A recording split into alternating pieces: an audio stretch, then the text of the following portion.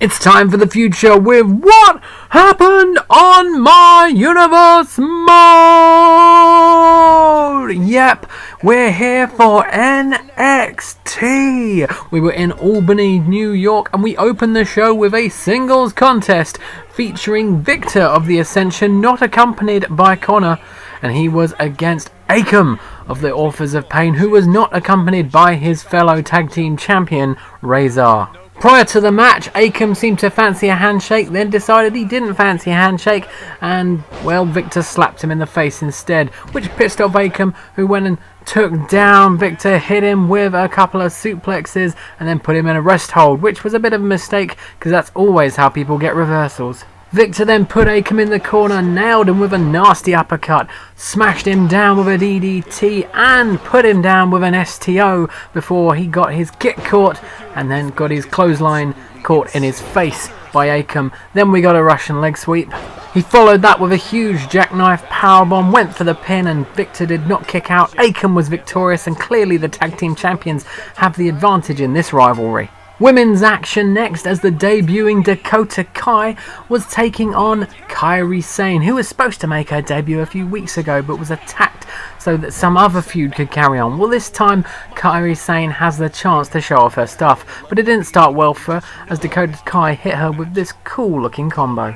Kai looked to cement the advantage with a jawbreaker but got an elbow to the throat for her troubles. Kairi Sane then nailed her with a Hurricane Rana and a back suplex. The match then seemed to turn into a Kairi Sane showcase as she hit a suplex, an Alabama slam and a nasty back fist to Dakota Kai's face. After taking down Kai with that crazy move off the top rope, she marched into the corner and gave Kai the sliding D before climbing to the top rope and dropping an insane elbow, going for the pin, and of course Dakota Kai wasn't kicking out of that. Following the match, Dakota Kai wanted to show some respect to Sane and offered her hand for a bit of a shake, which she accepted. Kairi Sane then deservedly went for a bit of a celebration, and we moved on to our next match, which was Adam Cole, who was accompanied by his Undisputed Era cohorts, Roderick Strong looking really out of place in the background, and the opposition, Cassius Ohno. And Ohno started in front with a nasty looking brogue kick to Adam Cole's face.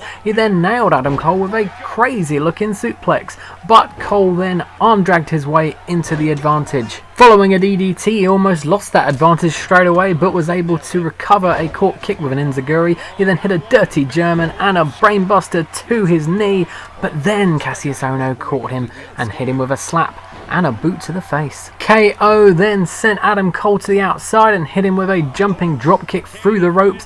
He then hit a kind of powerbomb suplex thingy and put Adam Cole back in the ring, but when he did that, Adam Cole jawbreakered his way back into control, hit him with a boot and a super kick, and then finished him off with that nasty knee to the head.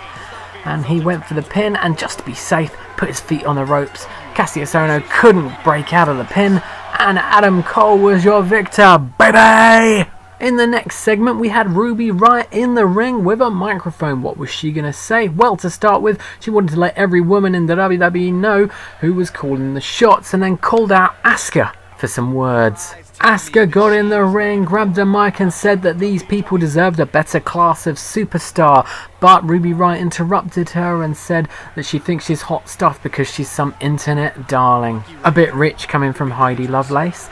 Anyway, Asuka then said that she is the best woman in the WWE and her NXT title proves that. After Riott's retort, Asuka then said she wonders if she even remembers how to fight, because Asuka does and Asuka will. Riott then claimed Asuka was stirring up the hornet's nest, but Asuka finished off by saying that while she makes a lot of noise, she isn't sweating Riott one bit. Moving on to the penultimate match of the evening, Billie Kay was joining Peyton Royce at ringside for Royce's match against Nia Jax once again. In a flashback to how this feud actually began, Peyton Royce offered a handshake to Nia Jax, but then cheap-shotted Jax in the face, which pissed off Jax, and she headbutted Peyton Royce to the floor and then hit her with a nasty-looking sidewalk slam. Jax then caught Peyton Royce with a quick roll-up, and surprisingly, Peyton Royce didn't kick out, and Nia Jax quickly rolled out the ring, victorious, which obviously annoyed Peyton Royce, who ran to the outside as Nia Jax was trying to go to the back, hit her in the face, and sent her back to the ring. Peyton Royce stomped Nia Jax in the head several times, then headed to the outside and grabbed a chair from under the ring, and the first thing she did with that chair was smash Nia Jax in the head with it. Royce then wedged the chair between the ropes in the corner and rammed Nia Jax's head into it and stood victorious despite losing the match. On to the NXT main event now, and it was a rematch from last week's NXT main event with Aleister Black taking on the NXT champion Samoa Joe. Before he got to the ring, Samoa Joe taunted Aleister Black from the outside, which drew Aleister Black out there and gave Samoa Joe the opportunity to ram Aleister Black kidneys first into the apron. Black did try and get a bit of offense in, but Samoa Joe quickly grabbed him on the outside and hit him with a back suplex. Joe then rammed Black into the steel steps and dropped him down with a Death Valley driver before finally entering the ring. Black followed. The match actually started and Joe kicked him in the face. Impressively, Aleister Black was able to take all this, but then still turn around and put Samoa Joe down with an exploder. He hit his comeback move, tripped him over, then waited for him to get up before smacking him with a running knee. He went for a kick, Samoa Joe caught it, then clotheslined him down.